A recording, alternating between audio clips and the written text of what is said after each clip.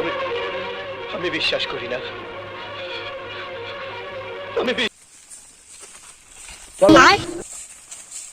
আমাদের ওই পাড়ায় তো একটা ছেলে আছে হাতে, তোর বাপ বেড়া কিন্তু বলছে যে ছেলেটার বিয়ে সাথে একটু দিয়ে দিতে। হ্যাঁ, তা মেয়েটা একটু খুঁজতে যেতে হবে। হ্যাঁ, কোন পাড়ায় যাওয়া যায় বলবে একটু? ওই পাড়ার দিকে একটা রয়েছে বুঝলে। তো ওই পাড়ায় মেয়েটা নেওয়া যাবে নাকি?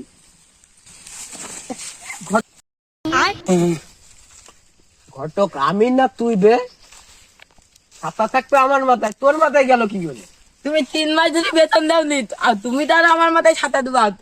আমি তো বেতন হবে, ঠান্ডা বিয়েটা দিয়ে নি আগে, বেতন পেয়ে যাবে। ওই পাড়ার ওই ছেলে আজকেই বিয়ে দিতে হবে, না আমার বেতন লাগবে। চল মেয়ে দেখে আসি চল। শালার ঘটক বললো আমার বিয়ে শাদী দেবে আগে 3 মাস ধরি, বিয়ে শাদী দিচ্ছে না। 3 মাস আগে তো আমার বিয়ে দিয়ে দিল্লি আছে, বলতো আমার বাচ্চা শালার একটু খুঁজে আসে।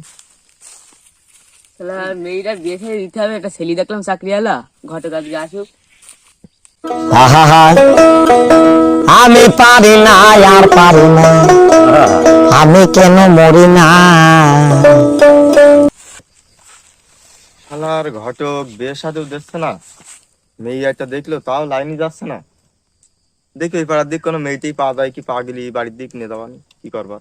তারপর আব্বা ধাওয়ালে বলবেন।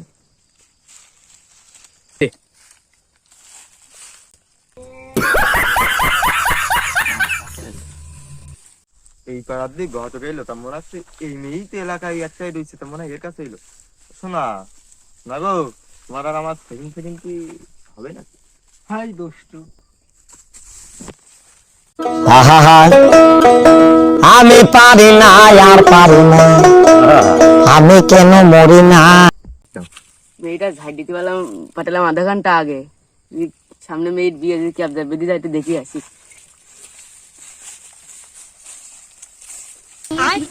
মেয়েটা যদি এখন বিয়ে না দিতে পারি, তা তোর তো 2 মাসের স্যালারি গেছে। এই ছাতাটা মানে আমারই দেখছে তোর মাথা কেন? মেয়েটা বিয়ে যদি না দিতে পারি, টাকাটা পাচ্ছি না, তো টাকা না পালি কার স্যালারি দিতে পারছি না। আমার এই ছাতাটা মানে আমারই নিজের মতো এরকম দেখতে পারি। আমি বিশ্বাস করি না। সেই শালার ঘটক না, এরই তো খুঁজছি। এই শালা, তুই আমার মাথায় ছাতা না ধরি তোর মাথায় ছাতা ধরছিস। আচ্ছা যাই হোক, চল, তোর বেতন এমনি দেয়নি। এই এই সোনামণি বসো। এই সে শালার মেয়ের বাপ না, এরই তো আমি খুঁজছি, এর জন্যই তো তোর বেতন দিতে পারছি না। যাক, এবার হয়তো বেতনটা পাওয়া যাবে নি। চল, ঘটক সাহেব, মেয়েটা কি বিয়ে শাদী দেওয়া না, বাড়িতে ক্যাব যাবে দিয়ে দেবে? বিয়ে তো আজকের মধ্যে আমি দিয়েই ছাড়বো। হয় ওই ছেলে করবে আর নয় আমি করবো, বিয়ে আজকের মধ্যেই হবে। ঘটক সাহেব, আমি না রয়েছি, মেয়েটা তো অনেক সুন্দর, তাহলে আমার সাথে দেন। এই দাঁড়া, ঠান্ডা ঠান্ডা, এখানে টাকা পয়সার লেনদেন। তোর বেতনটা তো এর মধ্যে আটকায় রয়েছে, তো ও করবে না আমি করবো, বিয়ে আজকের মধ্যে হবেই। না না, আমি না রয়েছি। বাপু তুমি একটু ঠান্ডা হতে নেই, তুমি তো বাবা 2000 টাকা হাতের মোয়া না, ঘটকের 7,000 মতন সোজা। আয় সামনে আয়। ঘটক সাহেব, তাহলে মেয়েটা একটু দেখি দাও নাকি? এই ঘটক সাহেব নেন। হ্যালো সুগা, এই মেয়ে তো বাপ তো রাজি হয়ে গেছে, তা তুমি তোমার বাপের না চলে এসো।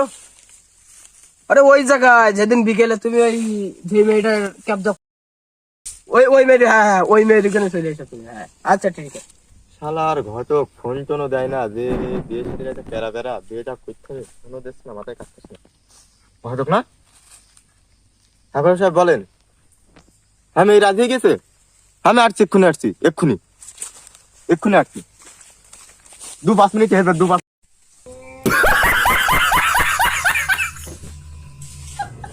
মা, জামার পাশে গিয়ে দাঁড়াও নাকি?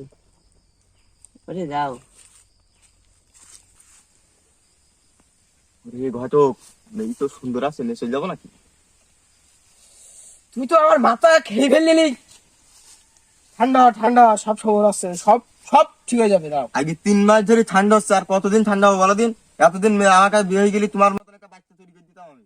তুমি কি মনে করছো নাকি? কথাটুকু বললে কি আমি এখন তুমি আমার মতন একটা ঘটক তৈরি করে দিলে? তোমার মতো ঘর তৈরি করে দেবো আমি। ঠিক আছে, তোর বাপের কাছে ফোন লাগাচ্ছি, বিয়ে এক্ষুনি বন্ধ। বিয়ে বলো এক্ষুনি দিতি, বয় বন্ধ মানে এক্ষুনি দেবে বিয়ে। আমি বলছি বন্ধ করছি, তুমি বলছো জুটতি। ঘটক লাগবে না আমার। আহা আমি পারি না আর পারি না। আমও খেলো, আমের আটিও খেলো, মধ্যে পড়ে তোর বেতনও গেল। ঘটকটা দেখছি।